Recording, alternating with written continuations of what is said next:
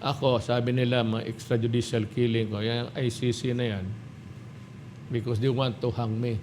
And so,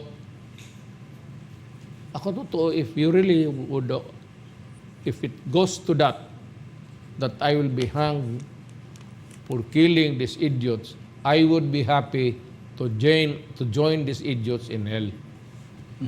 And we will fight it out hanggang imperno na. At saka, pag nanalo kaming, baka madisgrasya pa si Satanas sa trono niya. Ako na ang papalit. New administration. Oo. Sabihin mo, tagal-tagal mo na. Since time immemorial ka pa dyan. So, tumabi ka na. Panahon na ng bagong administrasyon. Ganoon lang yan. Due process. How long would it take due process to give justice to the victims of the drug menace? Madali lang sabihin kasi yan eh.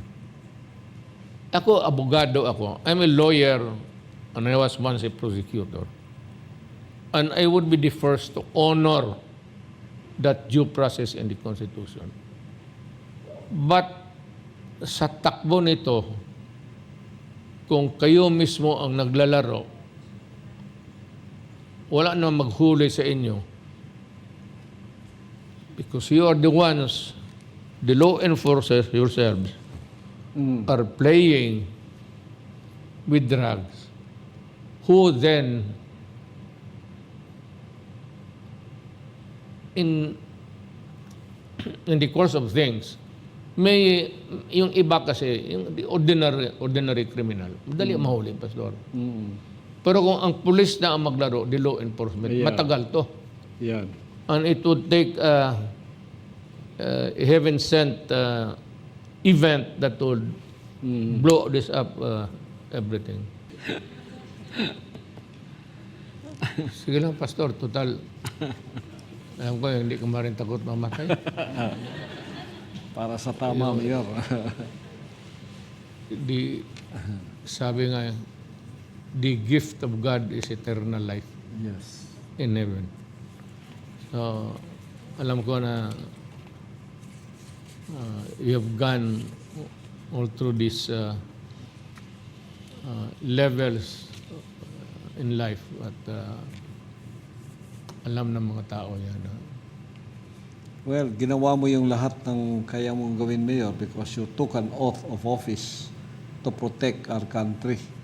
So, kahit sa Bible, yung Romans 13, you are a minister of God who beareth the sword not in vain. If you do good, He will give you the praise. But if you do evil, sabi niya, you must be scared. Because it's not in vain na dala-dala niyan, tabak. So, in your term, talagang may peace and order. At saka takot talaga ang mga masasamang loob. So, ganon kamahal ka ng Pilipino because of that. Talaga yung panahon ko when I was mayor as president.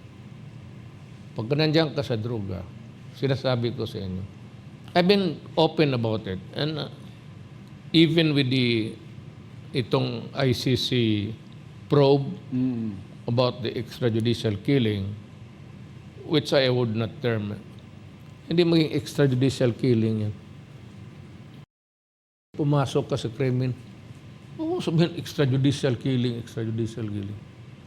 You know very well, and you do not let me hear you about not being forewarned. Sinabi ko sa inyo, drugs will destroy this country. Drugs will destroy the younger generation of Filipinos. At sinasabi ko sa inyo noon, do not, kasi papatayin ko kayo.